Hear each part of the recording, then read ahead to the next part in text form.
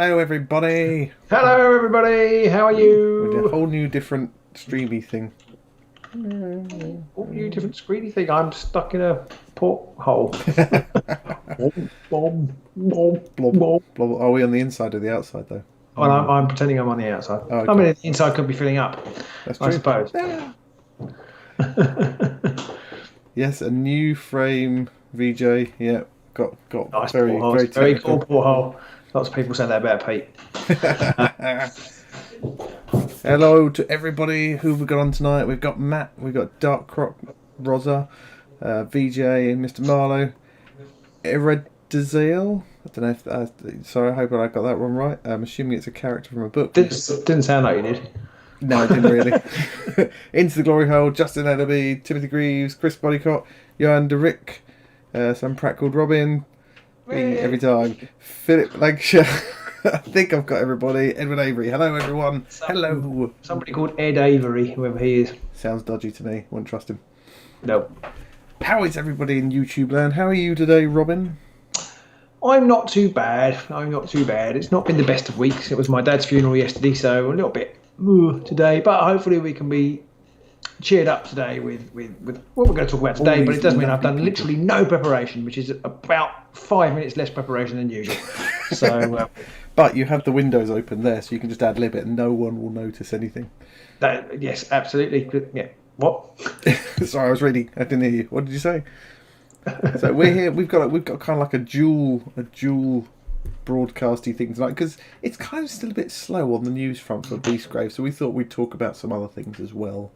And those other things. What though? What could we possibly be talking about? I pointed the wrong way. Damn it. Loser. Got to point just. Again, what could we possibly be talking about? What I'm still not pointing right. I'm just going to give up. You were pointing right then. You want to point over your right shoulder. Yeah, I can't get the stuff. Megaloz says she loves the new background. Thank you very much, Megaloz. I whipped it up quickly the other day whilst I was mucking around with things and playing around with stuff. Johan Rick says he won with Scritch yesterday. Hoping that's a bit of a constellation. Yeah, who were you playing against? I'm assuming that was in Underworlds Online. I don't know. He was playing the solo game. Oh, yeah? No, I don't know.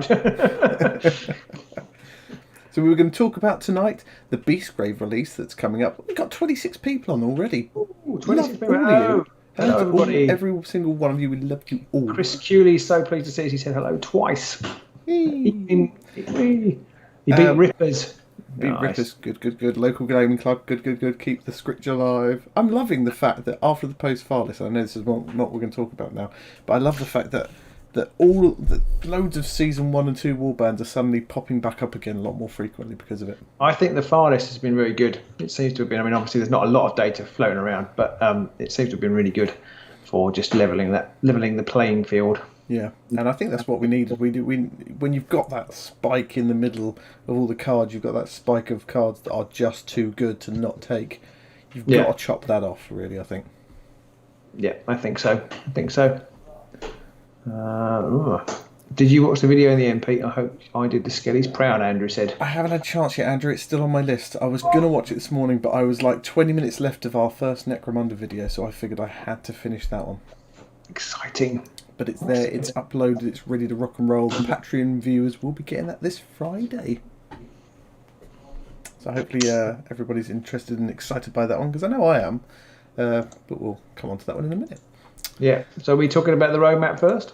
I think we'll talk about the roadmap first because there's not masses to talk about, but we can at least delve into it quickly, and hopefully by the miracles of science, I can maybe do. Ready for action! There we go. That was what I was trying to do. Not the explosions though, and hopefully everyone can still hear everybody. Hopefully they can hear me. In fact, thank you very much for that. Is that not what you wanted? No. There we go. Hopefully I've now unbuggered that one. I know I shouldn't have swapped frames without testing it. Eardrums obliterated. Yeah. It wasn't one but 2 explosions. Got some excitement for Robin. Sorry. We've got some excitement for Necromunda. Oh, it's our faces. Oh. Hey. Pete, you're just knocking it out of the park tonight, Pete. I know. Freaking awesome I am. RIP headphone users. Yep, sorry To be about honest, that one. any headphone users we had have left and departed. They've never bothered tuning in anymore. We're up to 34 watchers already, and I know that's a pitiful number to get excited about, but I'm still really Mine says excited. one. I'm not sure why. Mine says one. So maybe that's more. Well, maybe that's closer to the reality. Maybe mine's just my wishful thinking as I hallucinate it again. For everyone watching tonight, we're not doing the draw for the 40k box tonight. We are doing it next week, just in case. There's a whole we've gone lot down to one. -1. I'm not. How have we got to -1? But we will be doing that draw next week. If you haven't signed in, if you haven't left a comment and liked us and all that kind of stuff, then do that. Do. Heads off. VJ said RIP nightclubs. So here we go. This is the release schedule that GW released last week, the roadmap for 2020. We first got the free solo play adventure. Now, I think I just saw Matt commenting about the solo adventure's really hard. Has anybody else played it? Because I haven't. Neither of us have had a chance to play it. No, it's a solo game. It's just things that are not going to happen in my house. The only reason we get to play games is because we've specifically both organised the time to be in the same place at the same time. Yeah, there's just too much other things to do, especially with the channel.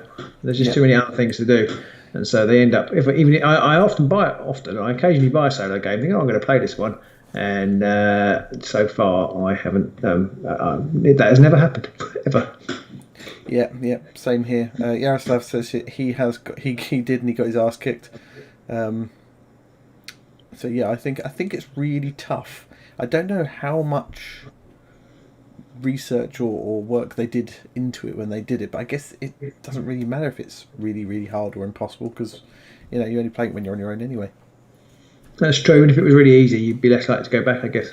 Yeah, that's true. That is very true. I'm wondering what kind of warband is going to be best in that situation, but I think the Gits might be quite good there.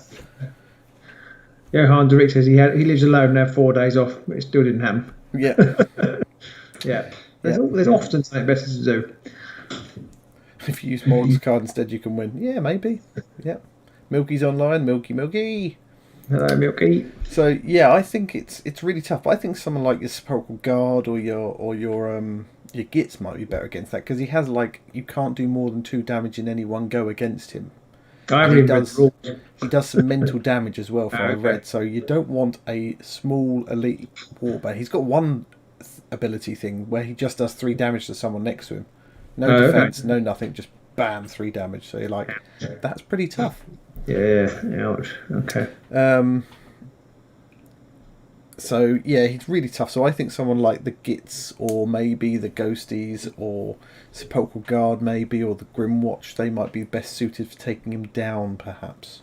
Yeah, maybe the Guard would be quite good. Somebody else said that. Yeah, you could put people back. Exactly. Not that I've read the rules. I know nothing. This has never stopped us in the past, Robin.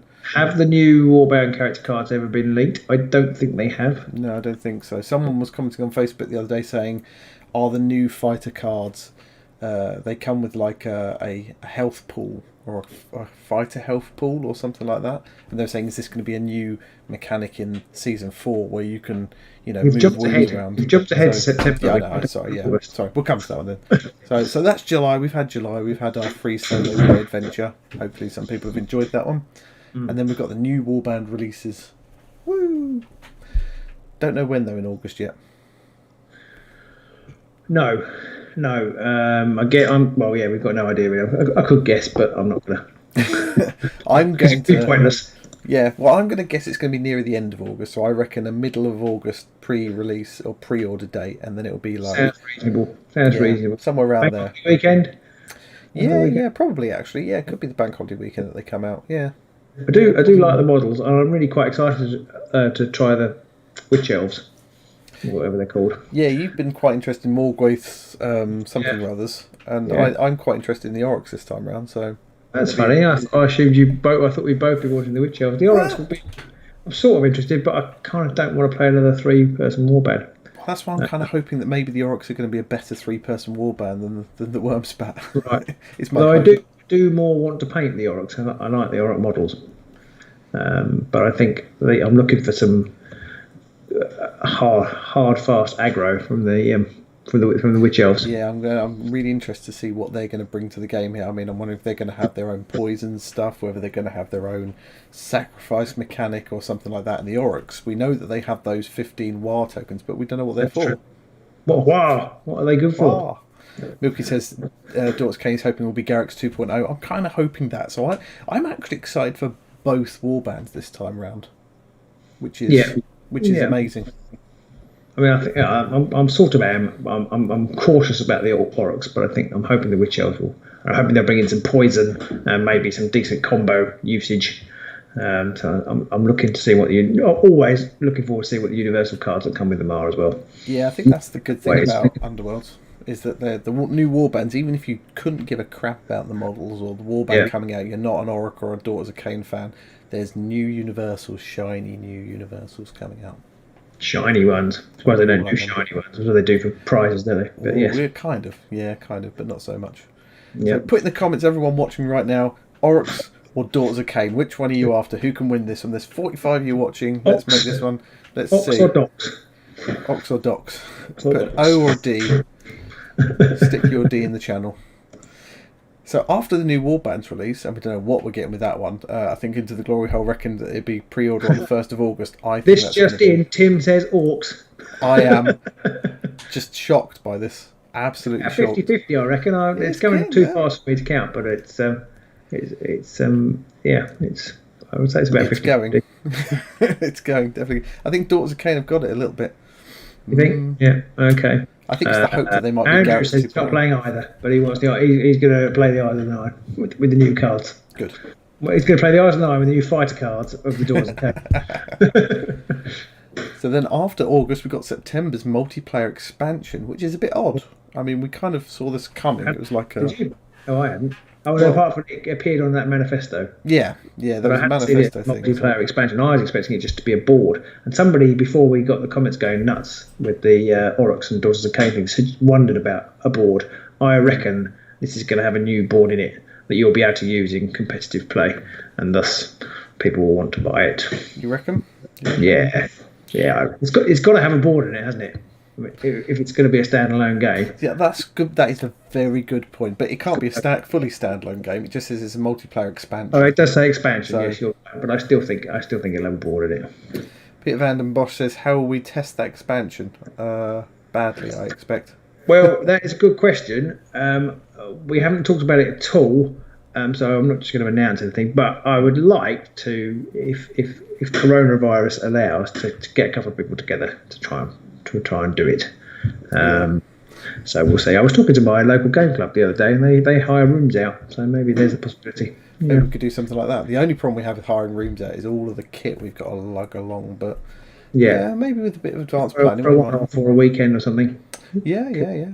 Well, but that's all conjecture and speculation. We may just use a pair of dummies.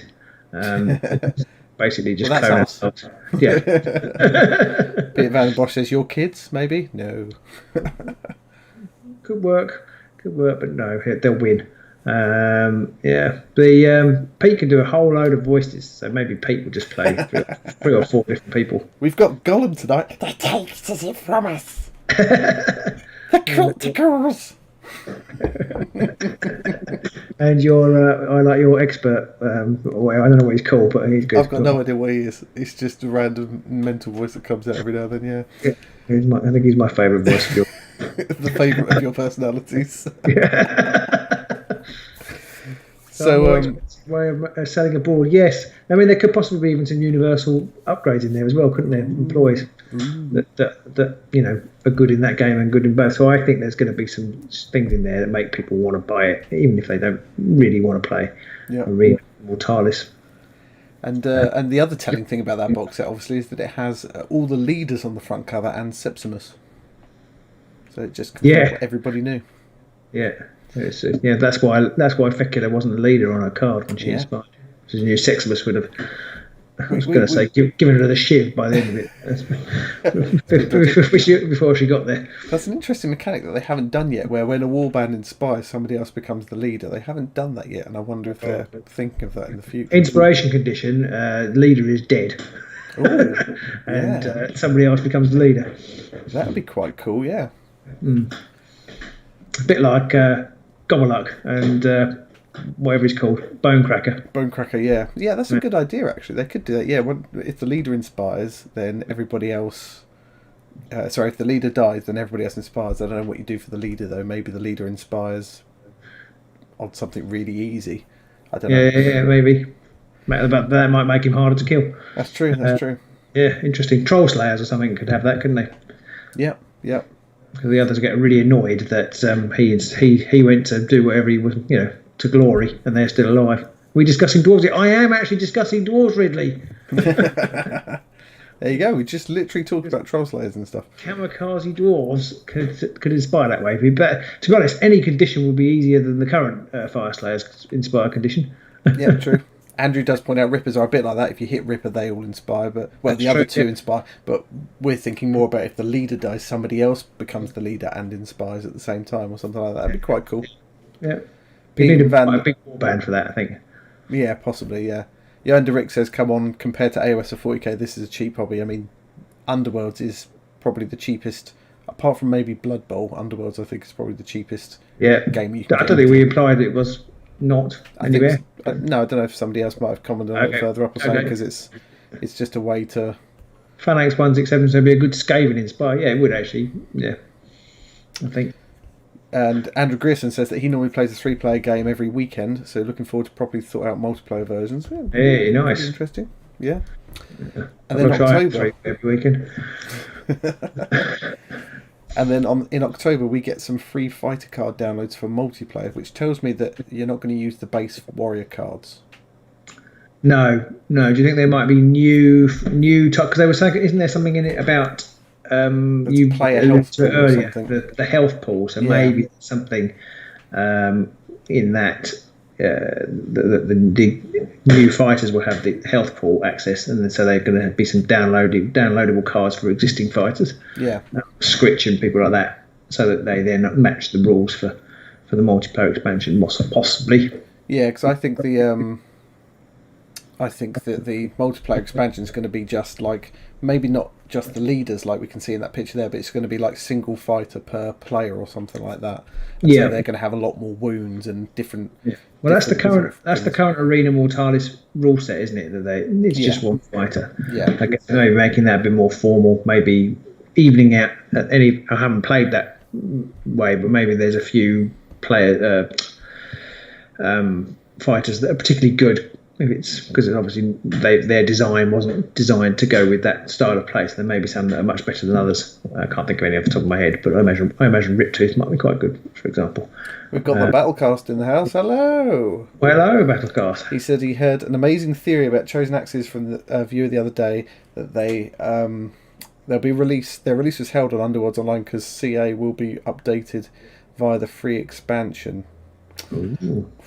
I don't see it, but maybe. I mean, it's a funky theory, and we all do love our theories about these kind of things. So even if it's not true, it can get us excited.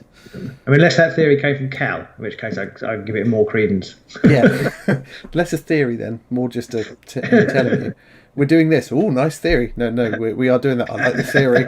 I like it. It's got some legs. No, we're actually doing it. No, I like what you're saying. If only. No, we literally are. Stop talking now. So I think Johan Derrick asks, are multiplayer warbands cards completely different? I think they will be. I think they're going to be. I think the fact that they're teasing downloadable cards very much suggests that they're going to be completely different. What will be interesting to see is whether we get any new models. The box art implies that we won't. I don't think we will. I think we might get a new board like you're suggesting. We might get some new fighter cards for certain key fighters.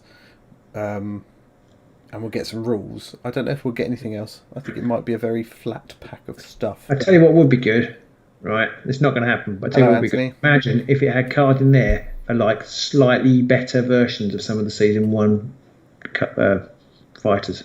Like imagine if it had a slightly better Scritch or a slightly better Gerzag. Slightly easy to inspire fuel. How cool would that be? It's not going to happen. It'll be pretty cool. It's got a little bit of a shiver. And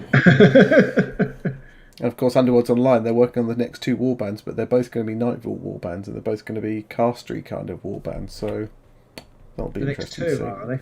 Yes, I think they said both were. I can't remember Battlecast if you I can remember any more than I on that one. The last time they did a stream on that, I'm pretty sure they said they might be leaking next week or teasing next week. Teasing and leaking all sounds very dodgy. What one of the warbands might be. So I will have to see on that one.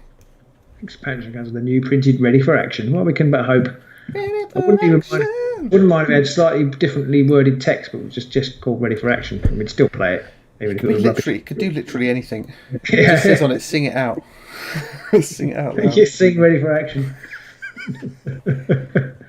So that'll be interesting, whatever's coming along there. It's nice that they're making the free fighter cards for download rather than producing another pack that you have to buy.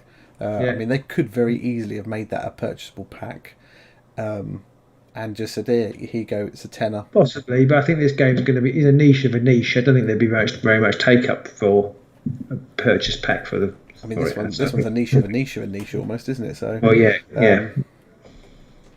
Yes. Battlecast says that he believes so as long as it's not Mollog. He's game for anything. I hear you there, and I think Matt does too. Yeah. He's just said that. And then there's going to be a free downloadable expansion in November. Now that I'm quite interested in. I don't know if it's going to be like the solo play with Venture we've got now. I'm interested to see what that's going to be. What's that? Sorry, I was reading the comments. November, free downloadable expansion. Oh, okay. Yes, Like, absolutely. No, does it say anything about that in the? No, it just goes from September to December. It does. Yeah, it goes from September to December. Some lovely pictures there. Oh, lovely pictures. Look at them. They're lovely. Wow. That's yeah. Do like them. Yes, there's September and then it goes to December with this thing, whatever the. Which is pretty cool. Yeah, I mean we were debating in the Patreon channel the other day what this could signify. Does it signify anything? Does it signify? You haven't got the other. I don't suppose you've got the other emblems to show off. Well, the Beastgrave one. The Beastgrave one or the Nival one, so we can sort of compare and contrast. I don't know. Let's see if I can find the Warhammer Underworlds page. Because I don't know whether it's a tease. It could be a tease. I mean, you've got like a. Where is it? You've got definite horns going on. I reckon it's still going to be in Gur or wherever we are at the moment. Yeah, I think it's almost definitely going to be in Gur still. Yeah. Oh, can I get a side? Beast gravy, doesn't it? There's definitely a tang of beast gravy about. And that skull there, is that like a Bone Reaper skull, or is that just a Nagash type skull? Well, there's just a regular skull, but if you look, it's a skull, and it's a regular skull underneath, and the sort of the honeycomb bit is like a mask over the top. Oh yeah. So somebody pointed out on the Discord that's almost like a insectoid. Yeah. Thing, isn't it? But there's the whole what's it called? There's the whole like silent people or whatever they were called. Matt, you reminded me before, that's mentioned in Beastgrave in various places as on one of the cards and stuff like that. What are the silent? There's like an ancient race of people that have all been wiped out and that are in the Beastgrave, and there's like eerie statues and stuff like that around. Described as insects. Interesting. Yeah, they do look insect-like as we've just said. There's the one of the capture objective, like 1, 2, or 3 or 4 cards or something like that, has like a skull on it, which is like a mask, which it talks about. Dare you don the mask of whatever they were called? I can't remember now, but yeah. Right. I just realised this one here has got kind of teethy things, almost like those mandibles of the Urgrub, the Beastgrave one. Almost. Yeah. The horns on the top are a bit reminiscent of lizard men. The antlers are a bit sort of. Sorry, which bits are lizard men? There's like 3 pairs of horns. There's one that go under the jaw, one that goes just over the head, and one that sweep back a bit more. They're a bit lizard man-esque. Sort of. Okay. Oh, I'll take your word for that. The little dangly bits down the sides with the little tags on could almost either be Stormcast or lizard men again. Then you've got this like crescent moon thing hanging underneath. Is almost a bit sort of. It's not high elf anymore, are they? What they're called, the cow elves. Can't remember what they're called. Yeah. But they're a bit cow elfish. Do the symbols on the gold ring of the edge hint into the warbands? They're the magic symbols, aren't they, or the realm symbols? Yeah, they are. They are. I just noticed they're a different orientation on the this one than they are from the Beastgrave one. I have absolutely no idea whether that means anything at all. But they're not. I think they might almost be reversed. Like the whole image has just been mirrored. Okay, so this is just the back of this logo. Ooh, could be. Basically, just the back of it. But I think they've just mirrored it, and the ones you can see, or the ones you can almost see, are very similar to the previous one. Right. But you can't make out many of them. So yeah, it could. In fact, I'm positive it's mirrored actually now. Looking at it. This one's got some amber in it. The Beastgrave one, I've noticed. Just never noticed that before. It's got some amber in the amber button weapon type things. But we haven't got that in the other one. So we've got nothing. No, nothing right there. We've got these interesting hexagons. Yeah, they are hexagons, aren't they, on the side here? Lumineth, thank you, Anthony. That's the cow elves. Lumineth, yes. Lumineth. VJ, the Australians are in with the Lumineth tonight. What's the small symbol on the right? On this, on the new picture, are we talking about the wheel? This one is that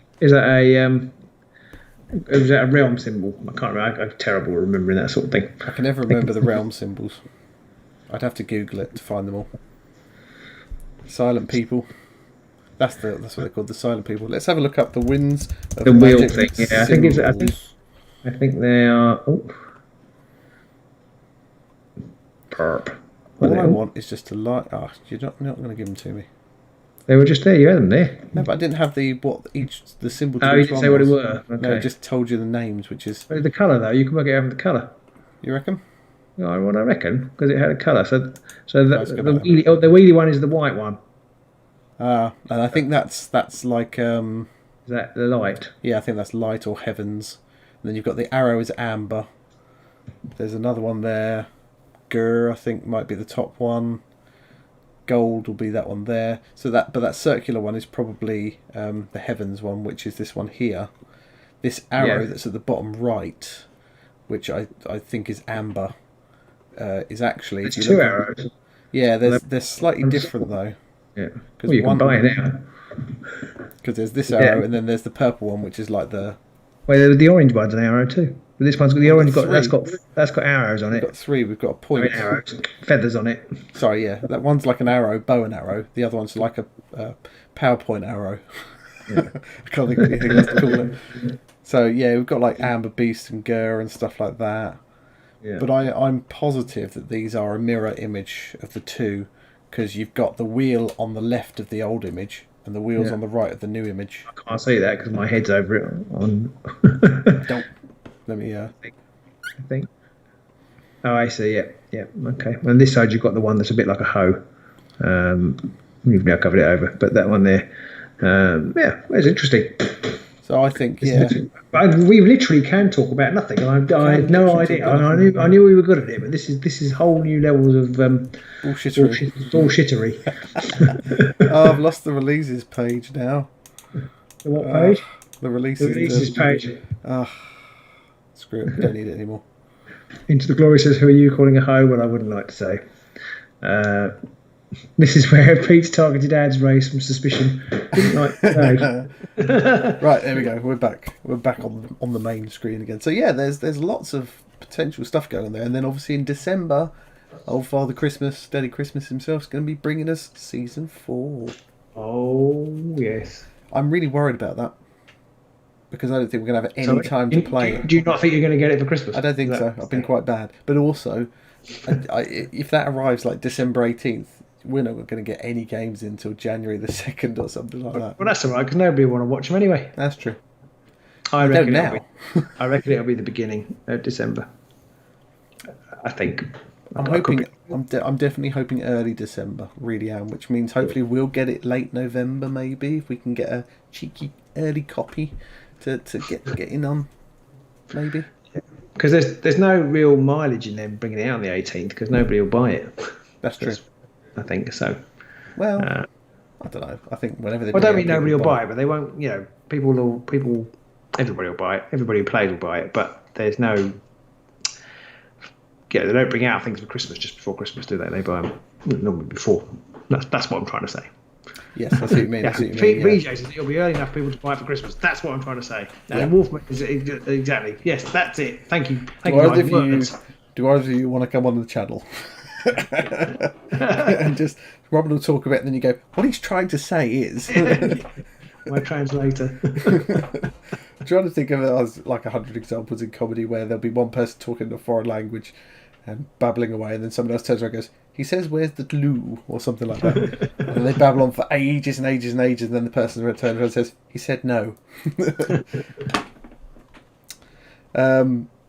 So yeah, hopefully we'll get that early December. That'll be good fun. And I'm really looking forward to seeing what we get in that.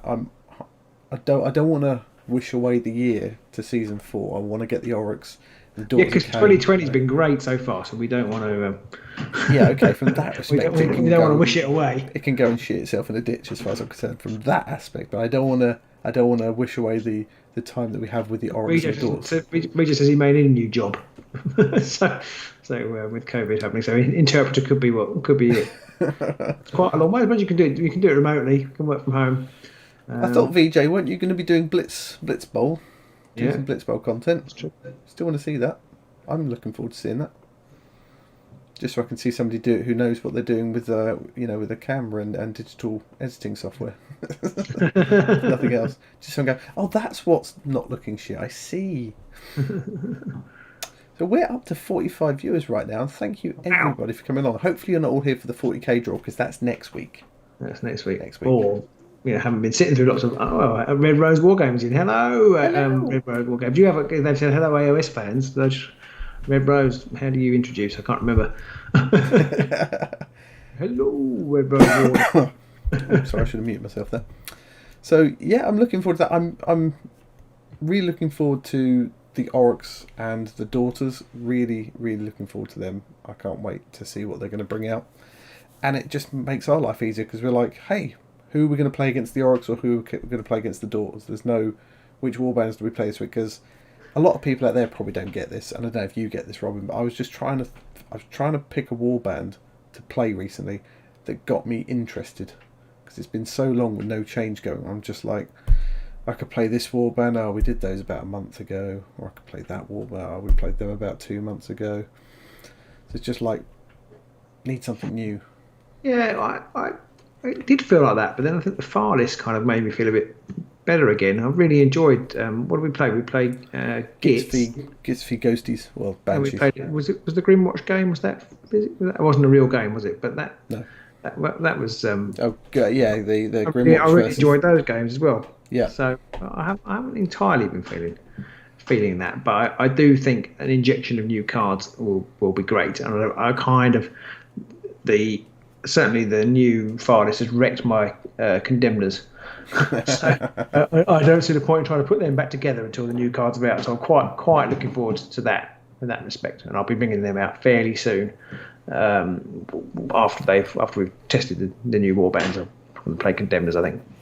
So everybody out there in YouTube land, what is the warband you're currently rocking, or which warband have you recently rediscovered? Because I think for me, I rediscovered the Banshees during our best of 3, which game 1 is going to be going on YouTube, and any further games after game 2, and including game 2, will be going on Patreon only. Any further games after game 2, like game 3. They'll be going on to Patreon. And I really started to enjoy them again, because we hadn't played them very much. I still forgot most of their abilities, because they're all different, and they need to stop doing that. It just does my head in. Oh yeah. I still find it amazing they're in Dreadfame, which is meant to be like the introductory version of the game, because they are a nightmare. Those Banshees. The Condemners not so much, but the Banshees, trying to remember it all. And then the critical, when they roll a crit, crits don't count. That does your head in every time, even though we know how it works. That's brutal, that one. Yeah. Like, you can't count crits as successes or critical successes. It's just such an FU, because they're rolling like 3 dice as well. And you can easily boost that up to 4 or 5 for some attacks. But also, I think it's a very counterintuitive rule. So I think it's really odd that it was in the kind of starter set. Easy mode one. Yeah. Rosa says he wants to play with his Rippers. Peter Van den Bosch is playing Skellies. Good on ya. Wolfman Gaz is Gits. Another good warband. It says they're painted well. Yeah, they are, Ed. Thank you.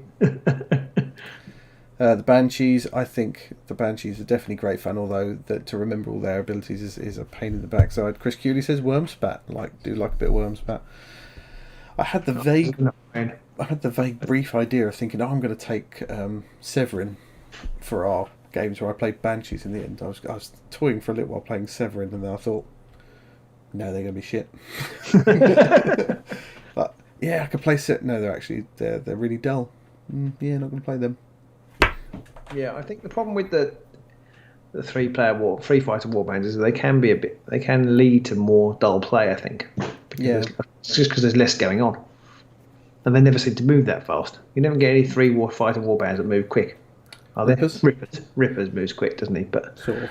Yeah. Well, they move 4, I think. 5 inspired. It's like they're slower than Skaven. What's that all about? It must be really heavy. Or the wolves have run a really, really long way. I guess you're in a forest. A wolf can only run so fast in a forest.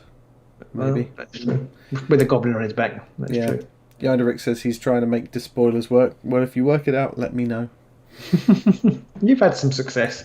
I think as your key to you making them work would be to remember the ritual tokens. I think you probably all right then. I think they'll do better now post FAR. I think because they've got their own. Was Dredgebane ever promoted as the intro to the game? Well, yes and no. It's supposed to be a simplified version of the game. I don't think they ever said, "Oh, it's a intro," but I think it was it was made to be a standalone game. I'm assuming to entice people in. Yeah, it was because they. So although it may not have been specifically stated, it was an intro. I think that the fact that it wasn't available through Games Workshop and wasn't available through other outlets would suggest that it was a gateway game. Yeah, because it was only available in like US and Germany via what's his place? I can't remember. It's actually more difficult to play, I think, in some ways than the actual game. Yeah, because it adds. I mean, it gets rid of magic, but that's only like a really small thing to remove. But it adds in those the environmental cards, which makes it more and the warband, or certainly the banshees, are quite complex. And some of the Barnes and Noble, thank you, Rosa, and some of the cards, the one where it's like they all have to have a guard token, or they all have to have a move token, or they all have to have a charge token, and some of the other ones are really bloody wordy when it should just be kill someone, stand on an objective, stuff like that. Gauls, Fiends and Garricks, do like a bit of Garricks still, even now. BJ's going to get some Spider Riders and paint them up and play them as Rippers. I think that'd be pretty cool. I do love it when you see when people make warbands that are a completely different set of models that they put them in. And Andrew's dad, he made the Oryx for the Wild Hunt, and they looked brilliant. So I really love it when you see people who've done that kind of thing. You don't mean the Wild Hunt though, you mean the Godsworn Hunt. But Godsworn Hunt, yes, I do. Philip Langston is suggesting Despoiler's objective holding with lost pages on the leader works well for him. Interesting. I could see that because I played a Despoiler's deck that was tomes and in the Grand Clash, and it was very hard to get to the leader, especially playing goblins. But it was very hard to get to the leader, and it was pretty successful in both games that I played and lost. That's kind of the thing with those kind of decks, though, isn't it? Is you always have to, if you haven't got a warband that has a lot of manoeuvrability, and your opponent relies on doing something where they power one person up and sit with the back of the board, you're constantly in an uphill battle to get across there and do something. Yeah, it was a disaster. The first game I didn't see it coming, so I wasn't expecting it. And then the second game, I lost the roll off, and he offset the boards and chose the one with the 2 blocked hexes that you can put more or less at the back, stuck Grashrak behind there. Yeah. And there was no way to get there. Because you have to sit back at first with the goblins because you need to power them up, but then by the time they were powered up, they couldn't get there. There wasn't time. Yeah, and that kind of highlights to me. Andrew Meyer says thanks for the shout out. You are welcome, Andrew. Hope your dad deserves the praise in that one. I do wonder. That kind of highlights the 2 different games to me within Underworlds. The game that we play, which is always a fairly balanced, bit of give and take. There's always some charging and some objective holding. We rarely go for those kind of tome decks or the sit at the back of the board and, just outweight your opponent kind of decks. We don't play those very often. But those are the kind of decks that do well in tournaments because they take a specific advantage and they really work well with it. Yeah. So that's like the 2 highlights of the 2 different ways of playing the game to me. You can play it that way. The way where you build a deck specifically just to win, or you build a deck like we do quite often, which is to have fun and do lots of different stuff and maybe win as well, but the winning's always not necessarily as much of a priority, if that makes sense. Yeah, I think so. And Rick says that he won with despoilers with objectives against Grimwatch. Ooh, nice. I think... So I'm just reading all the comments now. Okay. Let us know when you finish. Go on. BJ's still hoping for Blitzbowl Season 2. Yeah, I mean, when is that coming out? I don't know. I think he's hoping. Has it been announced? I don't think it's been announced. Or has it? Was it announced, BJ? Was it going to be one of those Barnes and Noble releases again? I think it was, wasn't it? Yeah, I think it was. I yeah. guess it'll probably be out by now, without COVID. I would like to play some Blitzbowl again. It's finding the time amongst all the other stuff that we kind of want to play and all the other shinies that we've got around. But the problem There's too many, aren't there? Yeah, just too many. Basically, Pete, you need to take a month off work, and then we can just crack on. That'd be nice. It's always my pipe dream, winning the lottery. We can always hope. The only problem I had with Blitzbowl is the rules in it were a little bit flaky in a few places. Like especially when you were winning the cards and stuff. I think when we played it and we read it and we were like, not 100% sure if we're doing it right here, but we crashed on us. I think we did it wrong, didn't we? I think we probably did, yeah. Next lockdown, Johan wants Warcry cards for all his Underworld Warbands. Yeah, that would be pretty cool. That would be some good downloadable content. Games Workshop could do. I think so. I mean, you can get AOS in Warcry already. All of those already ported like those across. It wouldn't be that much to import the Underworld's Warbands, would it? Then we might play. Hey. Then we might play. A little campaign system for Underworld would be really nice. You could have kind of you start off with so many ploys and upgrades, and then as you win games, you get to buy more upgrades for the next time round or something. Pretty cool. Yeah, it'd be pretty cool. I think it might have to be more. I don't know. Yeah, I would like that. I would play that. That would be fun. It would definitely not be the ultra competitive game, but it would be a nice little twist on it, I think. And you could have it so it'd be fun. You could also make it so that if you you get benefits for having unspent glory at the end of a game. So then you've got to sit here and think, do you blow all your glory on those upgrades for the fighters to guarantee a win but not have any spare glory at the end, or do you just go for winning the glory and not play the upgrades, that kind of thing? Well, when I actually said it, I actually meant Warcry rules. Oh, I see.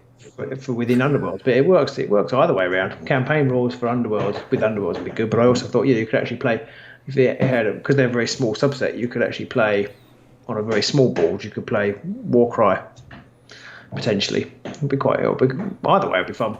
Yeah. A legacy version, yes, but yeah, that's what it'd be called now. A legacy version.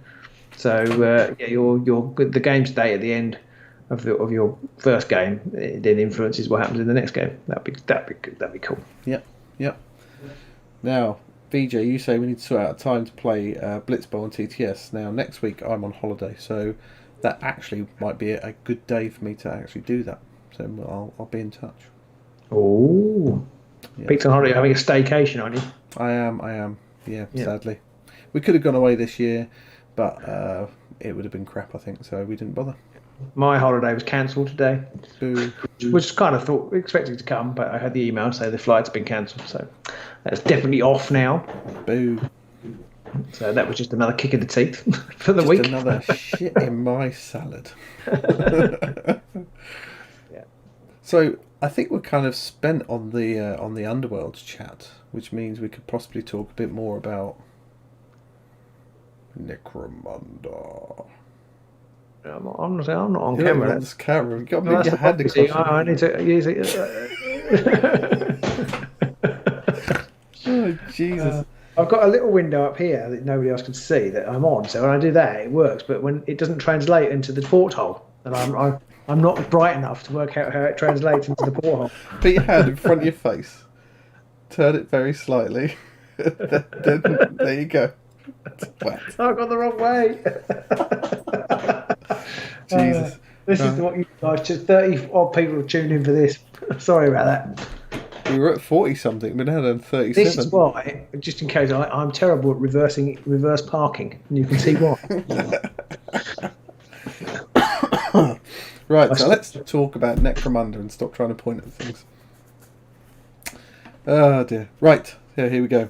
Yes, VJ, I will be in contact with you about Blitzball, definitely. Andrew says, how do we find Necromunda, or is it still early days? And Well, the box Rosa was in the says, garage. There it was. we did find the our old unboxing of it earlier, and that was that was comical. I'll try and find the link, and people can watch it after this or tomorrow, just to laugh at us. You don't have to. Don't feel compelled. Yeah, or if anybody anybody who wants to, just go and Google and find it, and it's just comical. You'll see a young Pete and Robin, because I think it was about 2 years ago that we unboxed that. Three. I think it's 3 years old now. Bloody hell, 3 years. I'm actually quite no offense, Pete. I'm actually quite surprised how much you've aged in that 3 years. They've not been kind to me. It's been a lot of Whereas cocaine. I'm just as youthful as ever. I don't think you were looking at yourself that much. I think it's actually that I'm just old anyway, so I don't think I've changed that much. You've already hit that stage of It's diminishing a much smaller returns. percentage of my life, those 3 years, than your life. I think that's what it is. For me, it was nearly 10% of my life. Exactly. For me, it's much closer. I can't even do the maths, but But more, less than 10%. yeah. Craig Sargent's on. Hello.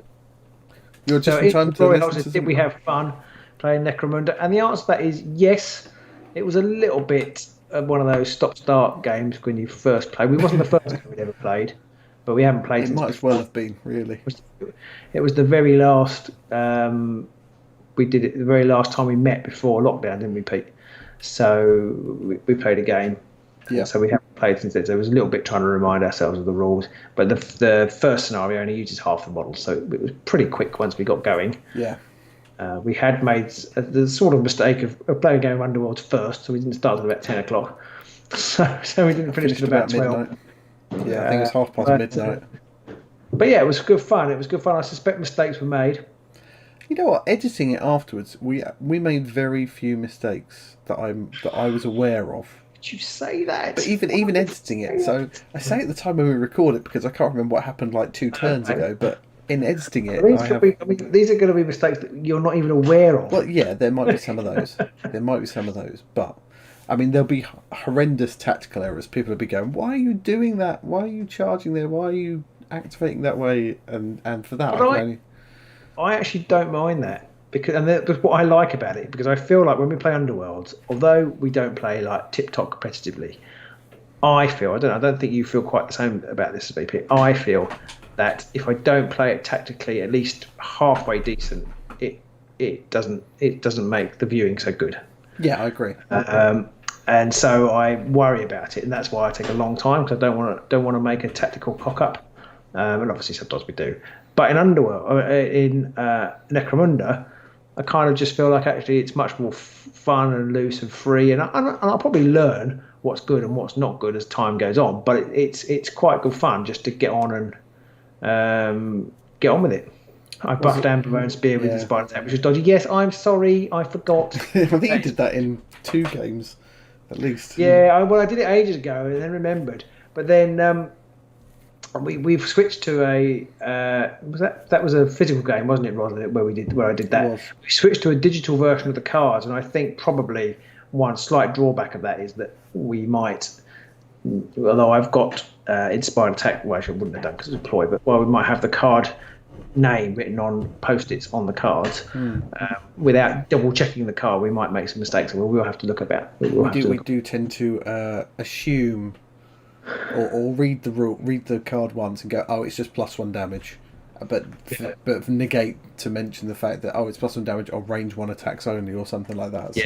So we just need to be a bit more careful. That. And then Spider Attack's a funny one. I got so excited about using it. I just completely forgot you couldn't use it on the spear, which of course is more than it's usual. It was a different attack to usual. But never mind. I won, so that was important. If your opponent doesn't notice, it's not cheating. That's exactly. What I'm going to say. If you don't do it absolutely deliberately, if you're an idiot and you do it and your opponent doesn't point it out, then who's the bigger idiot, really? Yeah, exactly. So I really enjoyed the game. It was great fun. You get some silly moments pop up in it where some certain things happen, and I found the game really entertaining. So I'm really looking forward to playing more of it overall.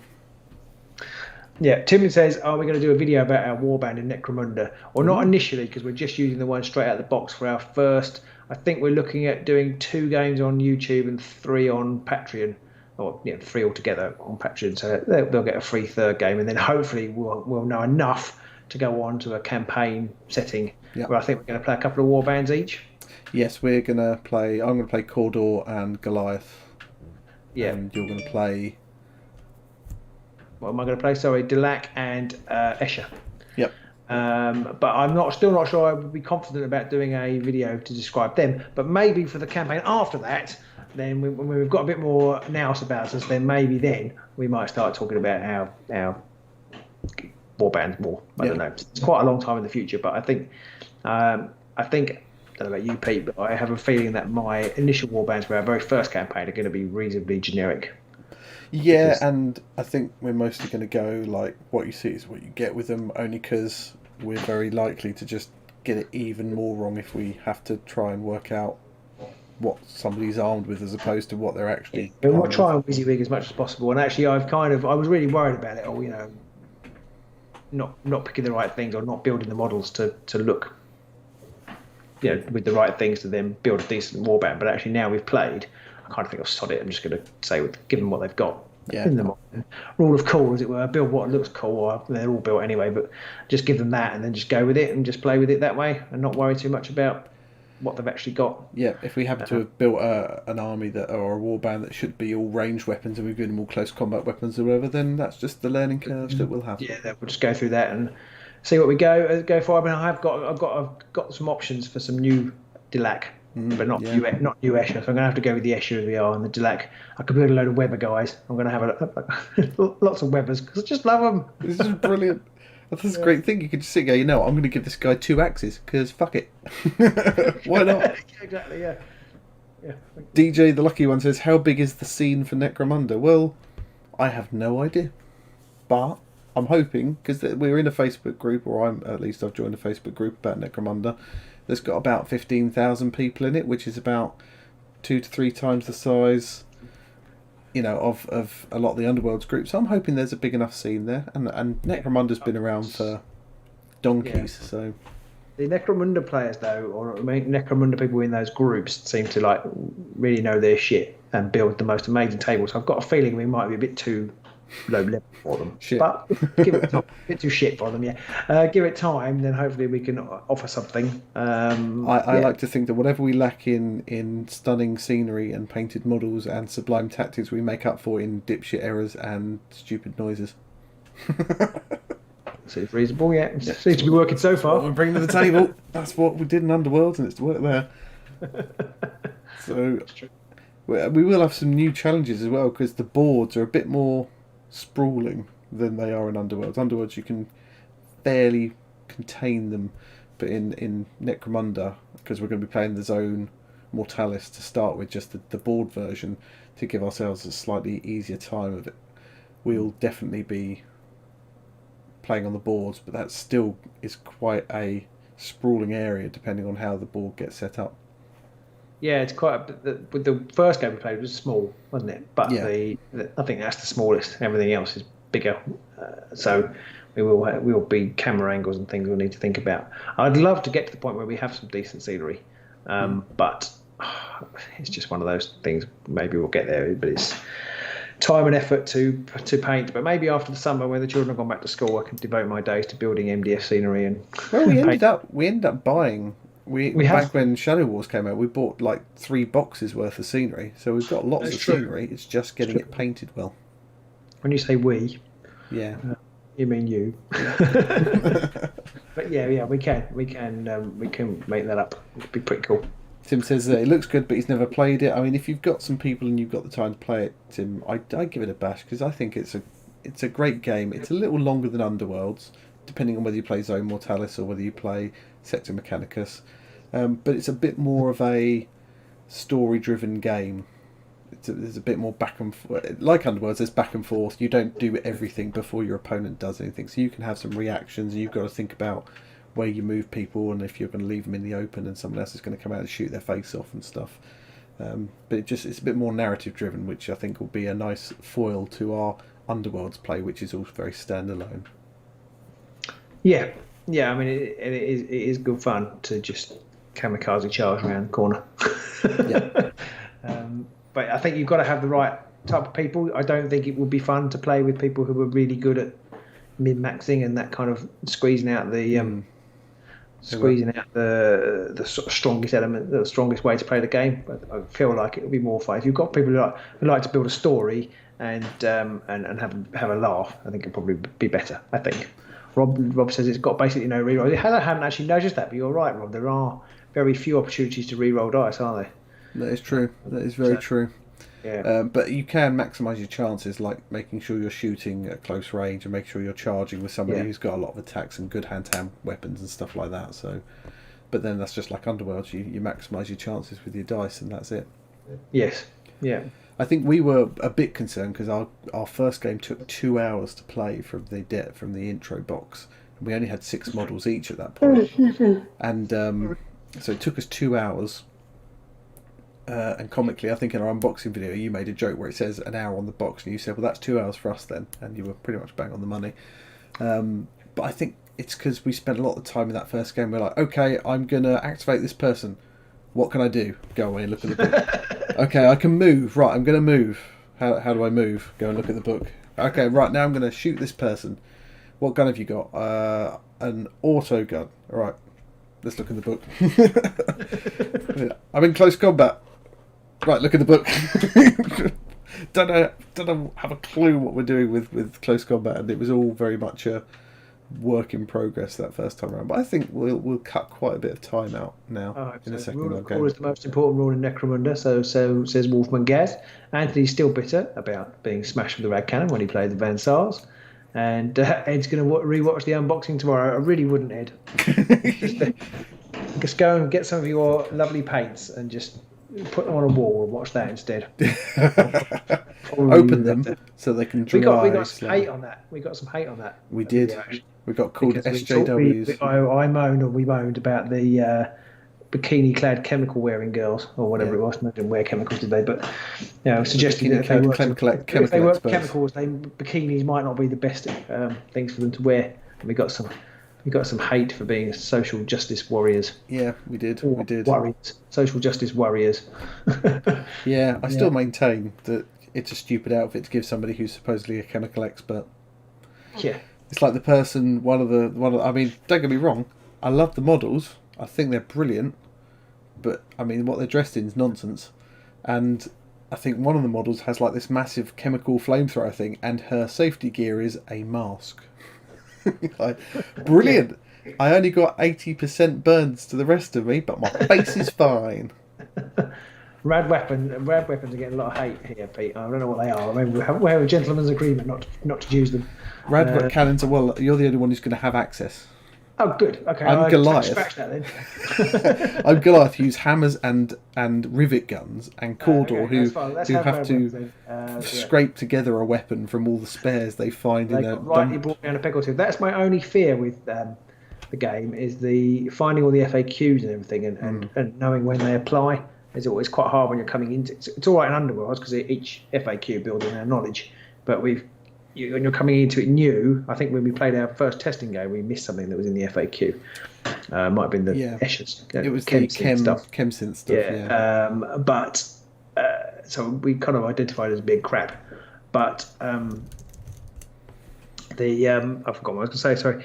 But that's kind of fair. There will, and I think there will be things that we miss, and people will say, "Well, actually, that's been FAQ'd." I think that's inevitable. We'll just have to roll with that. Rob Davis asks, are we using gang cards with stats and weapons? We were. So we had all the stats, we had the weapons, we had the weapon stats, and we had all the weapon special rules. We didn't have a clue what any of the weapon special rules did. And beyond guessing, we didn't actually know how shooting worked when we first played it. We also didn't know how close combat worked when we first played it. We literally had to read that. I think there was. I charged in with an Escher, and then discovered that was a really bad idea. Yeah, not giving anything away. Or I think we realised something afterwards that we completely missed. Again, not giving anything away. There'll be comments in the videos when you watch it, but it was one of those things where we looked afterwards like, oh, yeah, we completely missed out steps 6, 7, 8 and 9 or something like that. So it was a work in progress, but I think we mostly got there on that one. Hopefully anyone who watches it will not be too disappointed with the mistakes we made. And if you are, I don't know why you're watching our videos, because that's part of the course. We make the videos to make you feel better. Exactly. Exactly. And you won't have to worry about us creating the beardiest of lists to just win with, because you know that's not what we do.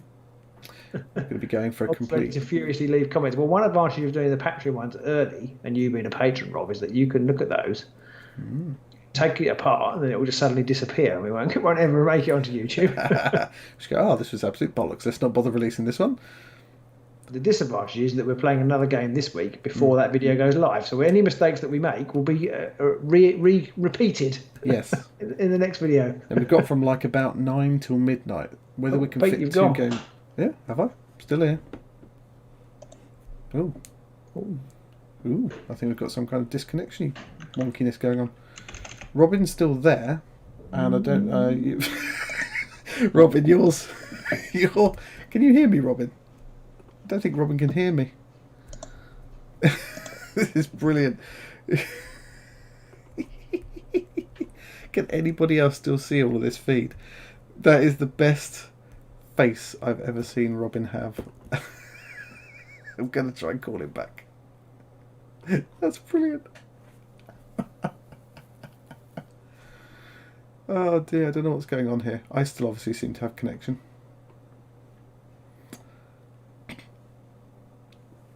I mean, that's a pretty good... It's that smile, that damn smile. I'm trying to connect to Robin, it's not working. I'm going to text him.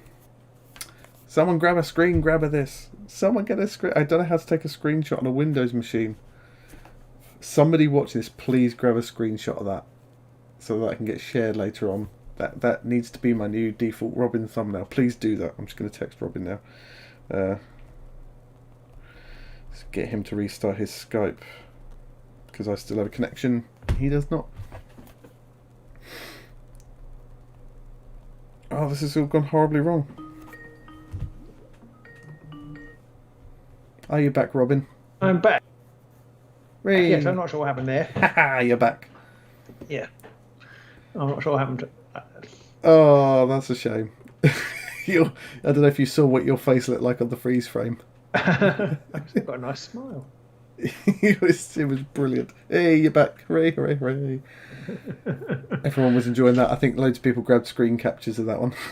Oh, good. Good. Right. It's funny actually. It's a great leveler, the screen cap. I've been watching a few Duncan videos recently, and sometimes you can catch him looking the most ridiculous faces. It's like if you hit pause just because you're doing something, and you come back to it, and they're like, oh. Yeah, and even when you're watching attractive Hollywood actresses, and you just pause it to go and do something else, and then, like you say, come back, and even they can look ridiculous. So there we go. There we go. Edge just sent us a thing on Discord, which I assume is a picture of me looking like. It's brilliant. There's pictures of you going to pop over. I'll be using that one. That's all right. I don't really understand that's okay. To be honest, I find that one. I've seen worse. Yeah, well, that was some of the comments people were saying. They've seen worse, disconnection images. So there you go. Wolfman Gaz, I had to carry the whole show. I did. I managed to carry it off, and we're still we dropped to 30, so I didn't lose too many. Yeah, I don't know what happened there, guys. I think my internet kicked out for some reason. It was weird because I could still hear you. I'm assuming everyone at home could hear you still. Okay. So I can hear you talking, going, "Hello, Pete. Hello, you've gone. I can't see you. Oh God, what's going on?" Everything stopped, and I did the Windows diagnostic thing, and it just said, "Oh yeah, it's not working." Thanks, a great bunch Windows. You give me the option to fix it. Just said, "Oh, it's not working." So we were talking about Underworlds and the rules, and I'm looking forward to trying the campaign system out. I don't know if we'll do a particularly fancy campaign to start with. We might try and keep it a bit basic. I think the key to getting this right is going to be just building up slowly and not trying to because there's some really great content out there I've seen, but not trying to compete, for want of a better word, with that, and just do our own stuff and gradually get it better and take advice from the viewers and just kind of build it as we go.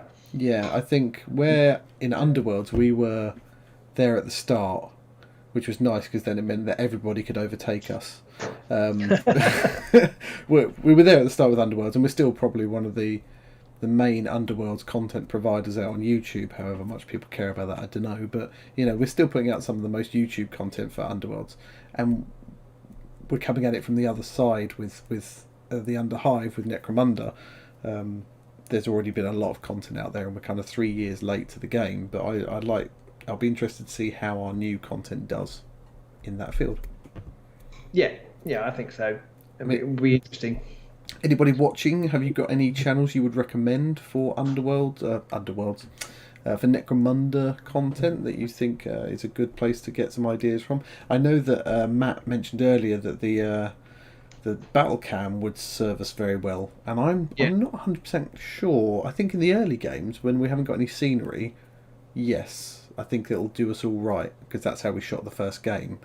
I think if we ever get into more scenery, if we get any of the wall and the door packs or anything like that, we might struggle a bit more then. We just have to have loads of battle cams. Be the only option.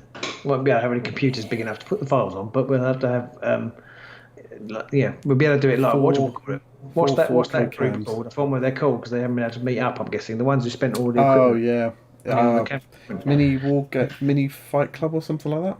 Yeah, we could do it like them and things shooting in. And I said to you today, I want welding effects and stuff like that on the videos. I've been looking up welding effects. You can get some downloads for that. I'll be chucking them in everywhere. It'll just be a screen of sparks the whole time. Into the Glory says, just go out of bed for the meme. What's he done? Brilliant. Oh, brilliant. Where is this? I need to look. It's in the Discord general channel. That smile, that damn smile.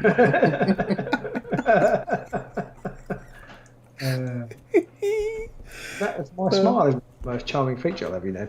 That is, as has been said, that there have been a lot worse screens to get stuck on. To be honest. So, mini wargaming. I've watched some of the mini wargaming videos. The problem I have with mini wargaming videos, and also with Guerrilla Miniatures, I'm assuming Rob Davis, that's who you're suggesting, GMG, Guerrilla Miniature Games, or whatever it's called. The thing that bugs me about them is they roll their dice on like a wooden tabletop. It's really loud and clattery, and it really gets my teeth on edge. It's like, why you guys have hundreds, thousands of pounds of stuff. You can't get a soft mat to roll that on. Why don't you send them one? I might do. Send them an AOS branded one. Brilliant. We'll do a whole little video of them going, we got sent this piece of shit by a bunch of nobodies and we're going to burn it. You totally should. Yeah. You totally should do that. Here you go.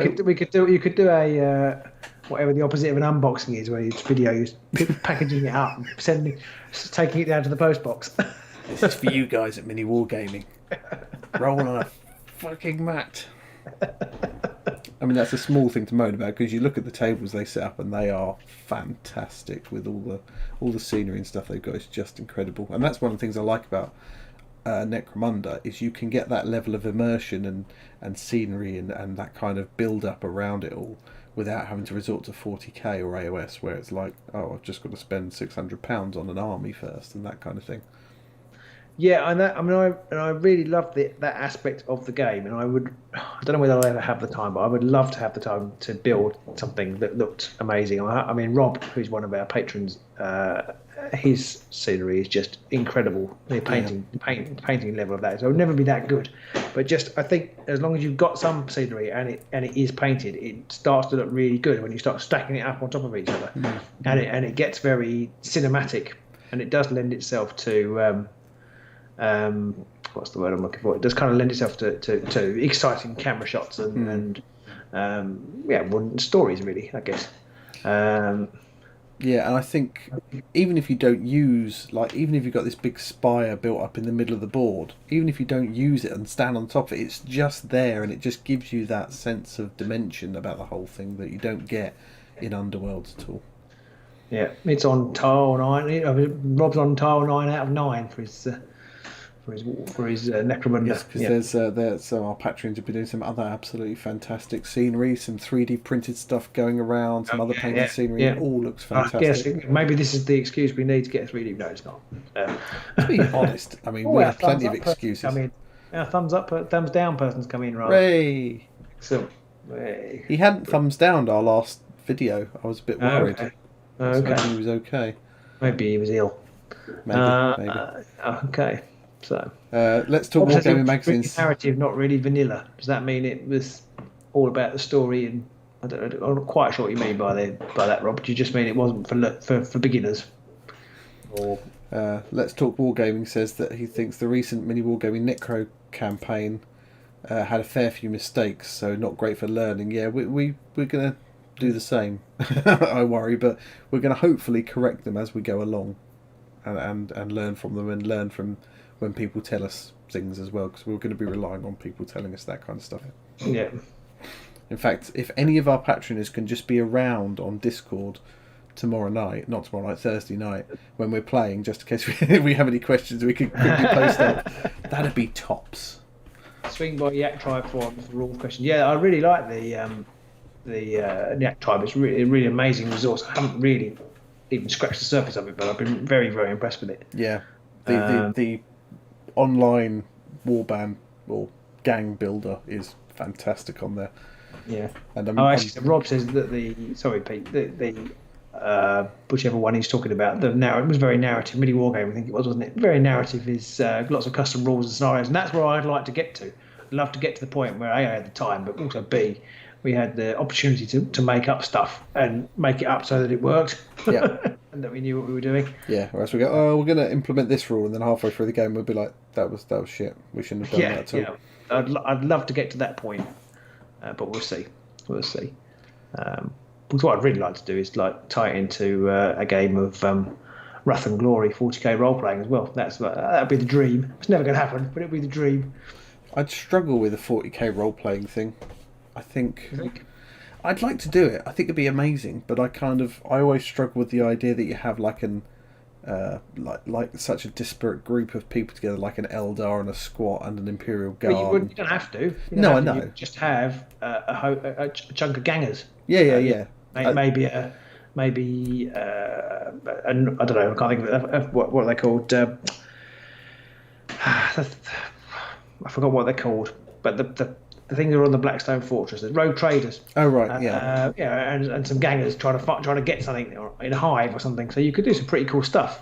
I've always liked the idea of having the role playing team being like a platoon of guardsmen in the middle of a massive war zone that they have to go and infiltrate a base and do stuff whilst shit's getting blown up left and right, and there's titans blowing the crap out of stuff and things like that. So you've got like a world clock limit going on where if you don't get in and get out by a certain time, there's just literally going to be a titan squashing you. But also once you get inside, you've got all other kinds of crap going on as well. So so we've got lots of people really saying that it's best for narrative play because the rules are a bit shit. But I think it's one of those things that it's loose. Yeah, loose. You don't want to lose shit. Well, maybe cut out your milk if that's the case, but yeah, it's definitely one of those games where you're playing it more for fun, for shits and giggles, rather than if you've got shits you don't have any giggles, that's for sure. But definitely more for laughing and the whole scenery setup and stuff like that, rather than actually trying to be competitive with it. And I don't know if they do any kind of competitive Necromunda tournaments or campaigns anywhere, or I know that campaigns are sort of competitive because obviously you want to win as many territories as possible and whatnot, but I mean on like a tournament sort of style level, I don't know if there's anything in Necromunda like that. I think it would be really fun to keep trying it in the narrative sense, try and keep it as balanced as possible, so nobody really wins. I mean, maybe one gang comes out on top in the end, but it's kind of like almost like a collaborative effort to get one gang there. Yeah, it'd be quite interesting. I'm looking forward to how that works. To the stupid stories that come out. Sorry, Andy said right at the top, does somebody seriously turn up just to thumb down the videos? I have no idea whether it's the same person or not, but every video, I think, pretty much has one thumbs down on it. Yep. Maybe not every. Usually within the first day or two of any 90%. Yeah, within a few days of any game going live, there's always a thumbs down on it, and I've always assumed it's the same person. Somebody else. Hey. Who was that, you hilarious person? Everyone, thumbs down the video. I don't know. We've talked about this before. It's a bit weird. Thumbs Could down it in be a videos. significant other?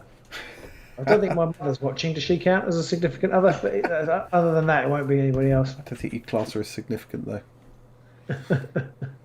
No, possibly not. Other, maybe. Anonymous Jeff's being very kind. He's saying it's possibly a misclick. Maybe.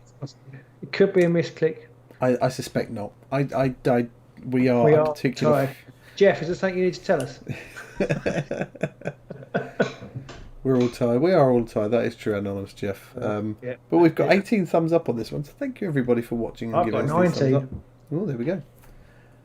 42 watching, which is nice. It's really nice to get that many people in. It's really good. So, I've found it amazing. I don't know for anybody who's watching us now who hasn't watched us before. Did you come in tonight because you saw the words Necromunda, or are you thinking that we're doing the 40k draw tonight and it's next week and you're just sitting there waiting? Or yeah.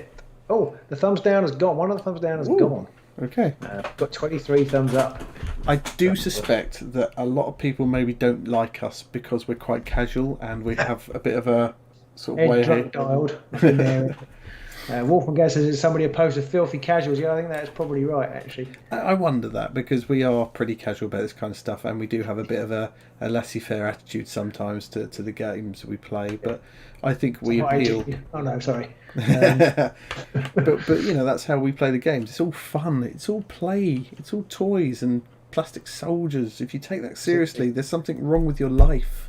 Dubstars84 says his key advice for two-player game is to run one or more gang each and to use shared NPCs. Well, we are planning to run two each. Yeah. So try and keep it balanced. So it helps to keep it balanced. Yeah. And our gangs won't fight each other. We'll just be fighting the opposition gangs. So we can still get some different things in there for the. I think Ed's still drunk dialing. Looking at his last two comments.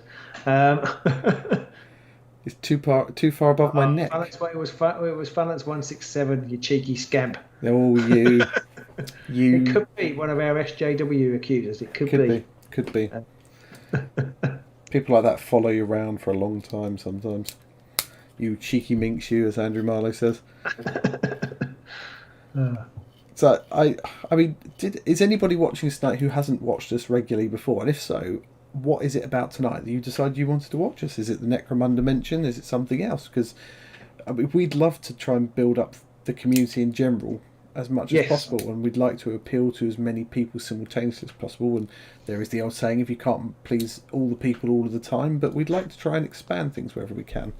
Wolfman Gaz thinks it's his wife sneaking on to protest Robin's lack of beard. Yeah, Robin. Don't really know what to make of that. I'm afraid I have to listen to my wife's protesting at they're having a beard. You say that. I don't. Yeah. You say that, but our mutual. She doesn't mind yours. All right.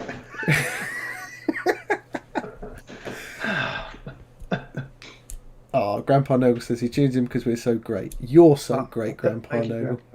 I love it when people do this. It just feels so special. I love it. I think everyone on here is brilliant, whether they're casting or whether they're watching. We're all winners tonight. Yeah, thanks, guys. Alex was mostly in for the chit chat on the roadmap. Well, hopefully there'll be more Underworld chit chat in coming weeks. That'll be good.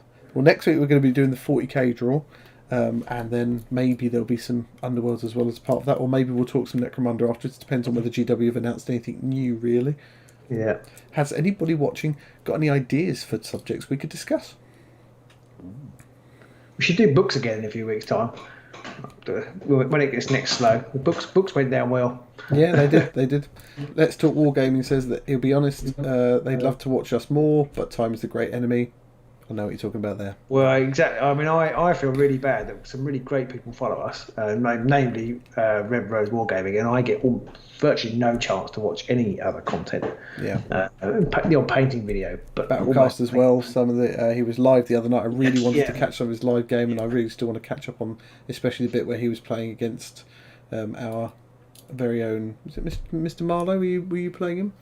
Yeah, he did, didn't he? Yeah. So yeah, I really want to catch up on that. But yeah, I just wish I had more time to eat, live, and breathe the whole hobby, or everything about it. Underworld's online review after the new Warband. That's a good idea. We have already talked about the multiplayer Beastgrave box, I'm afraid, Grandpa Nurgle. But yeah, so you perhaps want to, when we finish, go and have a look. You asked what is it? We don't know. So it was all just baseless conjecture. I think it's a formalised version of the Arena Mortalis rules that they had in White Dwarf, don't we? With probably some extra rules and specific fighter cards. I think that's what we settled on. And we reckon there's going to be a board to make people buy it that you'll be able to use in ordinary play. Yeah, because that'll be something they'll use to sell it. I don't necessarily think that boards are a big draw. There's so many boards, unless they start cycling some out. That I think I've probably missed something because the guys who are much better at this sort of thing than me kind of feel like, to an extent, a board is a board. Unless they make it horrendously unfair, it's probably quite hard to give something to a board that people want, more than others. Yep. Dubstyle84 says he clicked because of Necromunda. Well, hopefully you've got enough Necromunda filled tonight, and we will be bringing you more in the future, and you'll come back. So please do like and subscribe and stuff like that. I reckon there's going to be at least one new board in that box, Jeff. I reckon there'll be a new board in there, because without a board, it's not going to be masses to sell it with. It's not going to have models and stuff like that. So, yeah. Anthony Titzer reckons Sharp is going to get cycled out. Which one's Molten Sharp? I've made the big 3 hex thing. Okay, yeah, I think you're probably right. I've made it a point of principle not to learn any of the board names. Yeah, same here. I don't know why. A long time ago. I think it's because I'm a contrary arsehole. I want the Molten Sharp pit. Yes. I know that there's the one that came in. There was the one that came in the Shadespire box, which is the basic all-round best starter board. Yeah. When you're placing I even know what that one's called, because it's the only one I ever use on Underworld Online. The Mirror Well, isn't it? Oh, it might be. Is it? I know what that one is. Well, when I said it's one of those things, I said it and I thought, oh, that might not be right. Anonymous Jeff says 7 starring hexes entirely at the front. Yeah. That'd be brutal or horrible. Yes, it's the Mirror Well. Come on. I've only been playing this game for 3 years. 30 years, man and boy. Hardest game in the world. So we've had a few ideas about like an Underworld review of the new Warbands. We're definitely going to be doing that as soon as they come out. Yeah. I don't know. I mean, maybe we could. It depends on when they come out as to whether when we can do it live.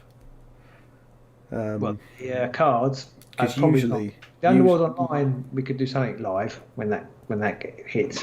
Yeah. Underworld's Online. The thing boxes, there's normally a NDA situation, and then it's normally a Saturday. So unless we come on a Saturday morning, which isn't completely outside the realms of possibility, I suppose. But possibly. A bit of planning. It would almost be easier for us to do it live than it would to record it, because we never have time to record it and edit it and put it up in time. So it would almost be easier to just go, right, 11 o'clock on Saturday, there we go, spend an hour and talk about it. Are we going to get Robin paint some orcs when they come out? Well, we might, but when they come out. I mean, I'll start painting them when they come out, and I'll finish by January, and then it'll come out in sort of March. But we'll see. We'll see how we go. I would love to do that, but... Do you mean a video, Anthony? A video of Robin paints? No. See, I don't know which one of the 2 warbands I want to paint more. I quite like the idea of painting both. They might be the first 2 warbands that we paint ourselves. What were you saying? I said you're welcome to do that. You're welcome to paint both. I want to paint the Aurochs because I want to do them like I did my others with a different colour armour. Oh yeah. I'll have to choose one colour not to do. Yeah, I'd quite like to do the classic yellow on them, because I love yellow on armour and stuff like that. I think it looks spanky. So a buyer's guide for starting Necromunda. I have a box set and some books, but no idea if I'm now miles behind. Well, yeah, we could do that once we work it out. The answer. Once we know what we're talking about, yeah. I think the first step is don't buy the first Necromunda, buy the second one. Well, can you buy both? I think you can, can't you? Still, Yeah, I think somebody said in a previous chat that Dark Uprising isn't very good for beginners. Yeah, So, I don't know. Let me have a look on the website. I'm on the website right now. I'm just going to check. So actually, I will try and do a Robin's Paints video, but I'm still working on one that I recorded weeks ago and I've got almost nowhere with. So, but maybe it will jump into the queue if I've got space on my hard drive. I've got a How to Play Necromunda Dark Uprising with Becca Bloody Scott. Okay. Can't stand that woman.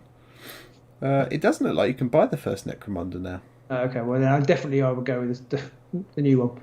Looks like it's only Dark Uprising. Correct me if I'm wrong, people in internet lands who have more ken about this than I do, but I can't see it on there. No, it's not on there. Feels like I'm sacked. Ed says, Ed, you should do a painting video for the new Warbands when they come. Yeah. You should definitely. Ed or Milky or Rob or Frankie, pretty much any of our patrons. Anybody will be better than mine. So Underhive, it looks like it disappeared a while ago. We might. I don't know if we'll get the Dark Uprising box. We might. I mean, there's the terrain in Dark Uprising looks phenomenal. I'm just a bit disappointed that the gang in it is Khorne. It's just Khorne. Yeah, I really like the whatever they're called. Oh God, the word's gone. It was that right there. The police. The police, basically. Yeah, the police. Yeah, they look nice. Yeah, I'd play Dark Uprising, but I think I would, instead of doing the what's it called? Enforcers. The Enforcers. There we go. Yeah, I think instead of doing the whatever they're called, the Khorne ones, I'd possibly just pick like a Chaos Cultist Warband or something like that. I'd love to run in a narrative campaign. I'd love to run a G Stealers campaign. Oh yeah, that'd be quite cool. That's my dream, is to have a half decent painted G Stealer war gang that goes on and on and on through our campaigns that go over many years. Because I've got ambition.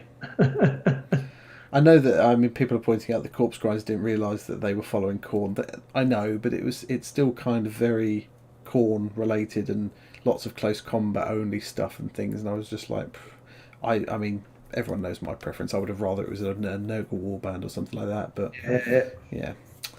Maybe that'll be the thing we'll have to do after we've done this. If this one works out well and everyone enjoys this first one, maybe we'll have to pick 4 new Warbands and pick like Gene Stealer Cult and some others basically, and go with them instead.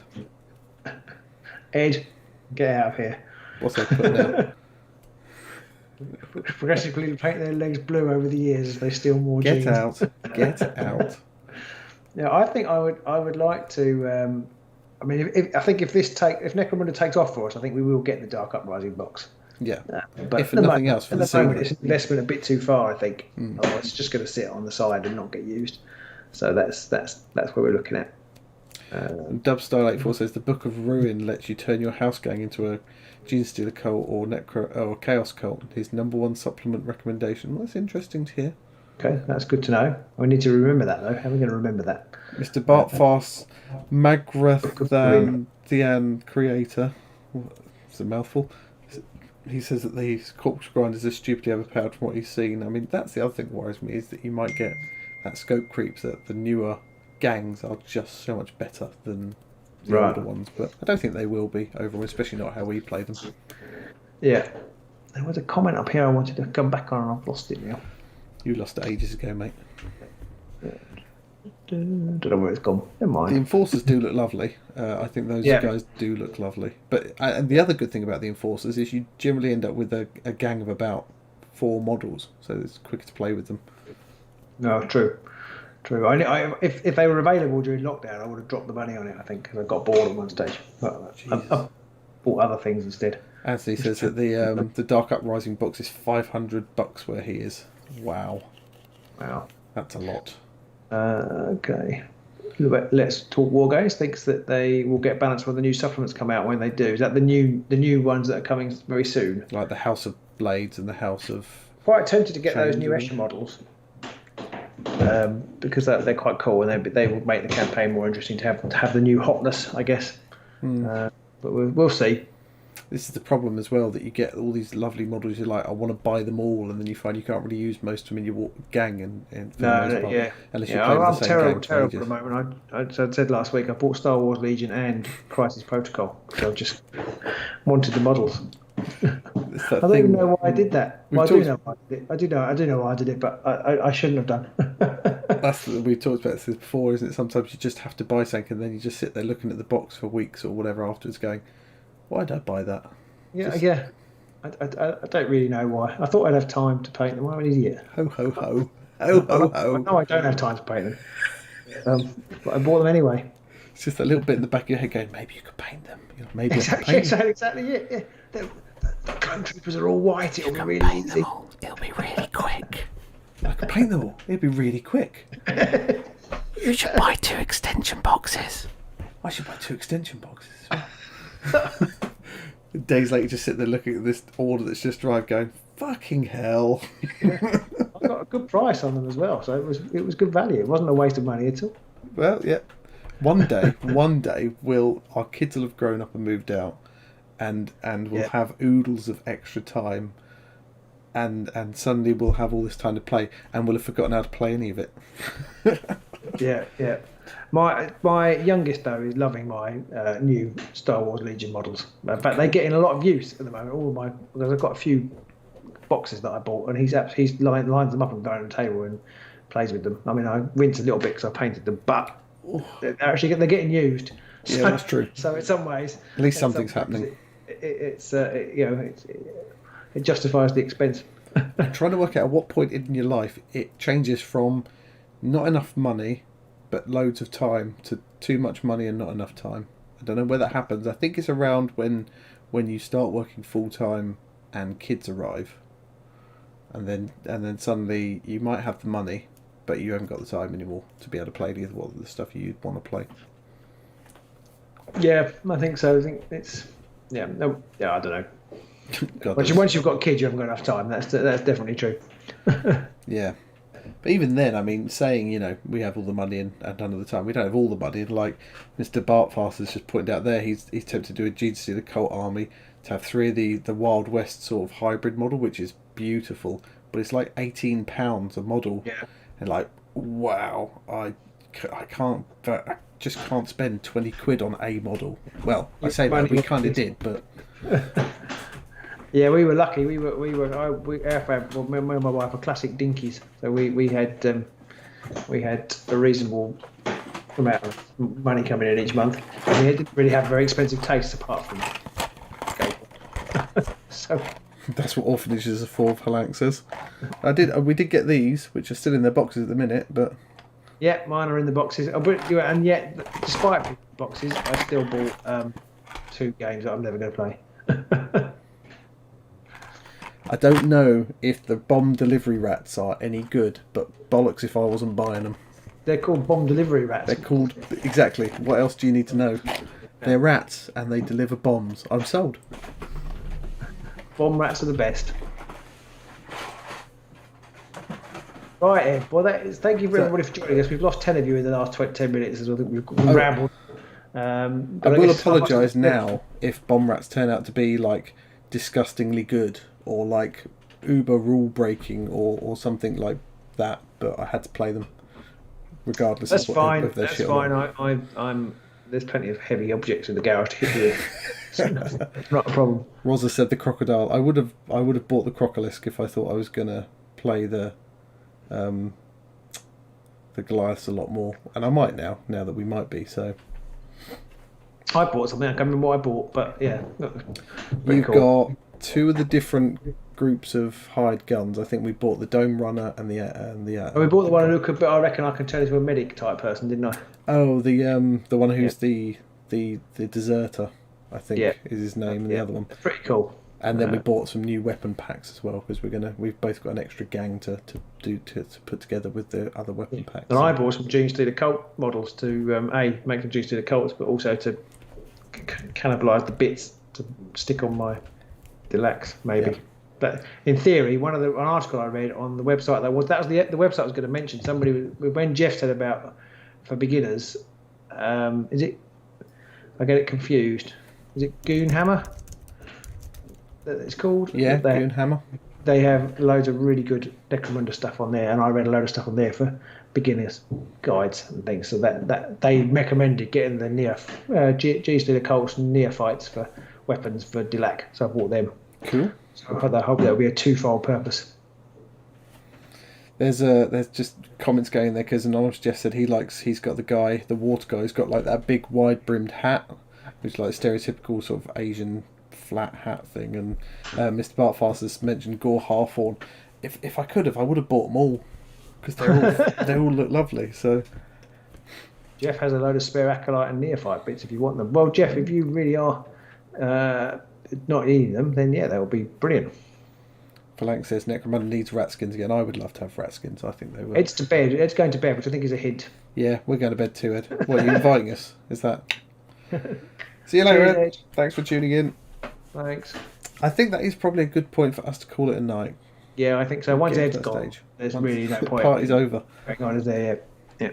The guy Cooking's boots does look cool as well. They all look good. They're all lovely models. Yeah, even that weird. Basically, none of us are here because Games Workshop models look shit. Yeah, that's true. They might occasionally release a slightly shit model where you go, "Ooh, not so sure of that one," but 99% of their stuff is just absolutely gorgeous. So we're going to call it a night there. Thank you everybody for tuning in. Even back when we were, in the heady days of 50 watchers. Even now, I don't think we dropped below 30 tonight. Once we went above it, it's been fantastic. Been loving it. Next week we will be doing the 40k draw. Draw. So there will be, at least until we've done the draw, a lot of viewers in. Maybe 40 or 50 even. Because you will have to be watching when we do the draw for it to count. If the person is not online to say, "That's me, I win, hurrah," then. And sorry, Pete. Do you have to have done something on that video as well? Yes, you will have had to have left a comment on that video. Okay, so if you haven't left a comment on our giveaway video, go and do that now. Yes, because most of the people here are people who are regularly on. So if you want a chance of winning the slightly soiled Indomitus box, can't really think of a better way to describe it than that. Then you've got to be commenting on both videos. So get on with it. Yes, do that, and we will be drawing that next week. Not going to be right at the start of the broadcast, obviously, but we will be doing that next week, and we'll be talking maybe about some more Necromunda, some more Beastgrave. Depends on what we have news-wise coming out from GW. Give us half an hour at least to realise what the time is. Yeah, we'll do that. We won't. Yeah. We'll do it. Perhaps we'll do it at maybe 11. Give a time in the thing. Maybe 11 in our advertisements. if you're on Facebook and you haven't followed us on there, do follow us our page over on there. Do keep an eye on here as well. I'll chuck out a note tomorrow just reminding everybody that the giveaway is still going ahead and for people to make sure they follow us and keep an eye out for our broadcast. Yeah. So thank you everyone for tuning in. Do stay safe and happy out there, and we'll see you soon in the Beastgrave or maybe in the Underhive. Yeah, thanks for watching, guys. See you. Bye.